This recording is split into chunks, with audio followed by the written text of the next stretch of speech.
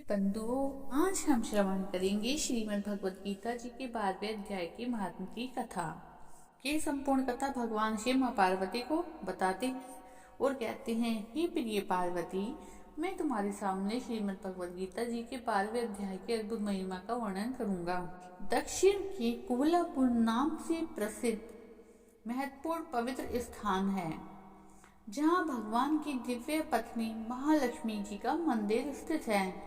महालक्ष्मी जी सभी देवताओं द्वारा निरंतर पूजा की जाती हैं। वह स्थान समस्त कामनाओं को पूर्ण करने वाला है। रुद्रगया भी वहाँ स्थित है। एक दिन एक युवा राजकुमार वहाँ आया। उसके शरीर का रंग सोने के समान था। उसकी आंखें बहुत ही सुंदर थी। उसके कंधे मजबूत थे और छाती चौड़ी थी। उसकी भुजाएं लंबी और मजबूत थी। जब वे कोल्हापुर पहुंचे तो सबसे पहले वे मणिकंठ तीर्थ नामक झील पर गए, जहां उन्होंने स्नान किया और अपने पूर्वजों की पूजा की। और फिर वह महालक्ष्मी जी के मंदिर में गए, जहां उन्होंने अपनी श्रद्धा अर्पित की और फिर प्रार्थना करनी शुरू कर दी।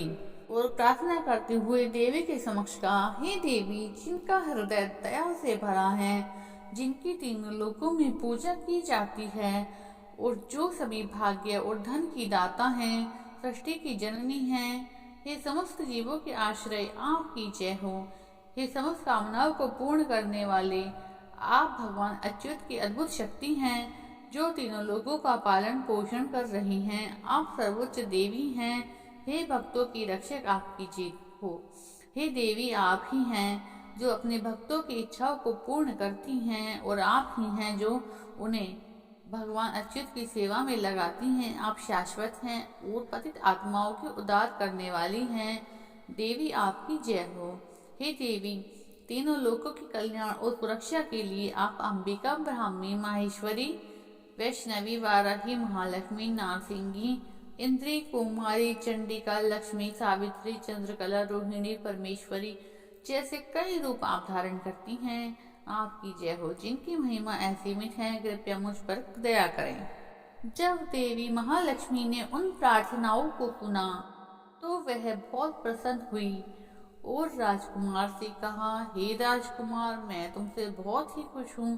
कृपया मुझसे अपने दिल की इच्छा के अनुसार कोई भी वर मांगो।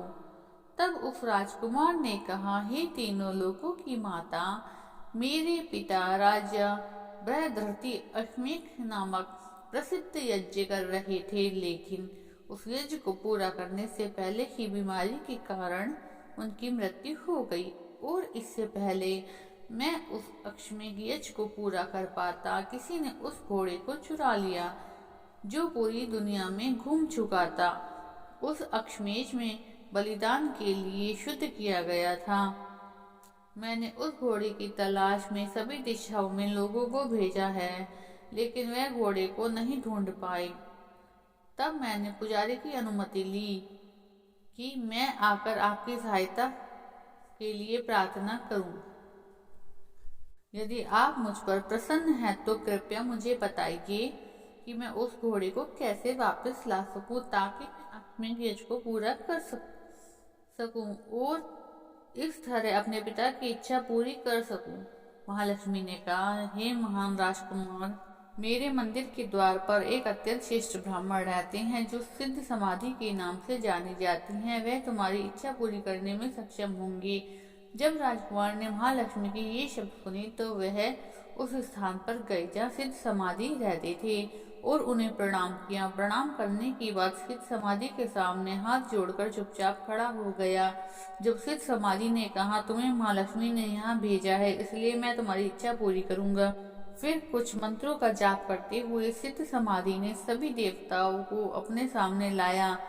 उस समय राजकुमार ने देखा कि सभी देवता सिद्ध समाधि के सामने खड़े हैं और उसके निर्देशों की प्रतीक्षा कर रहे हैं। तब सिद्ध समाधि ने उन देवताओं से कहा, हे देवताओं, उस राजकुमार का घोड़ा जिसे उसने अपने बलिदान के लिए तैयार रखा था, रात में भगवान इंद्र ने चुरा लिया था।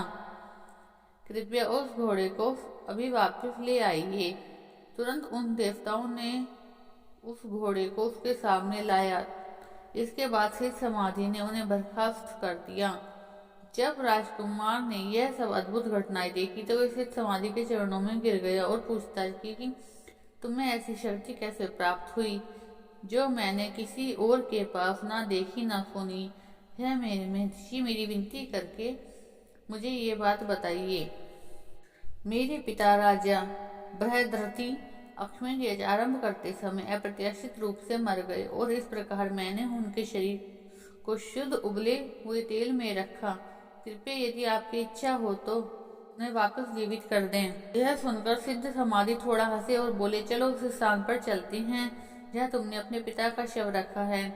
जब वे उस स्थान पर पहुंचे तो सिद्ध समाधि ने अपने हाथ में कुछ पानी लिया और कुछ मंत्रों का जाप करते हुए उन्होंने राजा ब्रह्मदत्त के मृत शरीर के सिर पर पानी छिड़क दिया।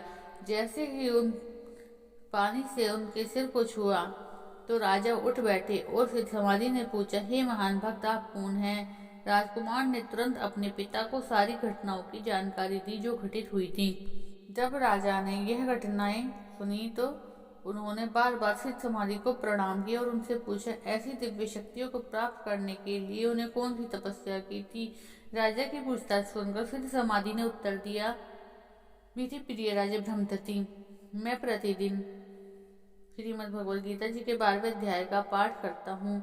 उस महान भक्त के शब्दों को सुनकर राजा ने सिद्ध समाधि से श्रीमद् भगवद गीता जी के 12वें अध्याय का ज्ञान प्राप्त किया। समय के साथ राजा और उसके दोनों पुत्रों को भगवान कृष्ण के चरण कमल प्राप्त हुए।